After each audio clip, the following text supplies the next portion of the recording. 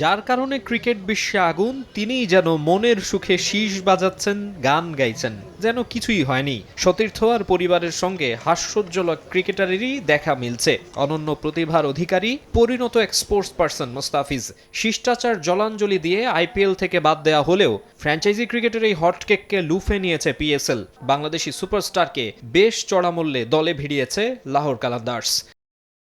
এবারই প্রথম নিলাম পদ্ধতিতে দল সাজাবে পিএসএল ফ্র্যাঞ্চাইজিগুলো। 11 ফেব্রুয়ারির ওই নিলামের আগেই সরাসরি চুক্তিতে দল পেলেন মোস্তাফিজ। কাটার মাস্টারের জন্য 6,44,00,000 পাকিস্তানি রুপি বা 2,81,00,000 টাকা খরচ করছে পিএসএল এর ডিফেন্ডিং চ্যাম্পিয়নরা। অফিসিয়াল পেজে সরাসরি চুক্তিতে ফিজকে নেয়ার বিষয়টি নিশ্চিত করেছে কালান্দার্স। ফ্র্যাঞ্চাইজিটির মালিক লিখেছেন, আমি তোমাকে ভালোবাসি। তিনি আরও বলেছেন, মোস্তাফিজুর কেবল একজন ক্রিকেটার নয়, সে আমাদের ভাই, পরিবারেরই একজন। তাকে ড্রেসিং রুমে আবারও স্বাগত জানাই। তার প্রতিভা, অভিজ্ঞতা এবং নিবেদন আমাদের শিরোপা ধরে রাখার মিশনে গুরুত্বপূর্ণ ভূমিকা রাখবে। এর আগে 2016 ও 18 সালে লাহোরের হয়ে খেলা ফিজের জন্য এটা হতে যাচ্ছে একরকম হোম কামিং। বাংলাদেশি ক্রিকেট ফ্যানদের জন্য লাহোর কালান্দার্সও ঘরের মতোই।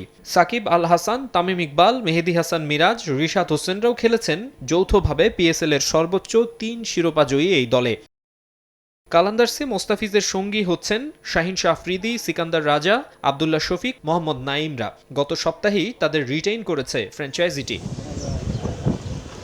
এর আগে আইপিএল এর মিনি নিলামে কাটার মাস্টারকে নিয়ে কাড়াকাড়ি লেগেছিল।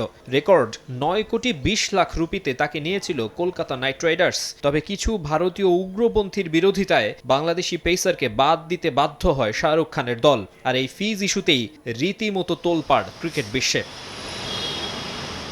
মোস্তাফিজকে অযাচিতভাবে আইপিএল থেকে বাদ দেওয়ার প্রতিক্রিয়ায় ভারতে টি-20 বিশ্বকাপ খেলতে না যাওয়ার সিদ্ধান্ত নেয় বাংলাদেশ। নিরাপত্তা শঙ্কার যৌক্তিক কারণ দেখালেও শ্রীলঙ্কায় টাইগারদের ম্যাচ আয়োজনের বিষয়ে বিসিবির দাবি প্রত্যাখ্যান করে আইসিসি। এমনকি বিশ্ব আসর থেকেই বাদ দেয় বাংলাদেশকে। বিশ্বকাপ ইস্যুতে পাকিস্তানের সমর্থন পাচ্ছে বাংলাদেশ।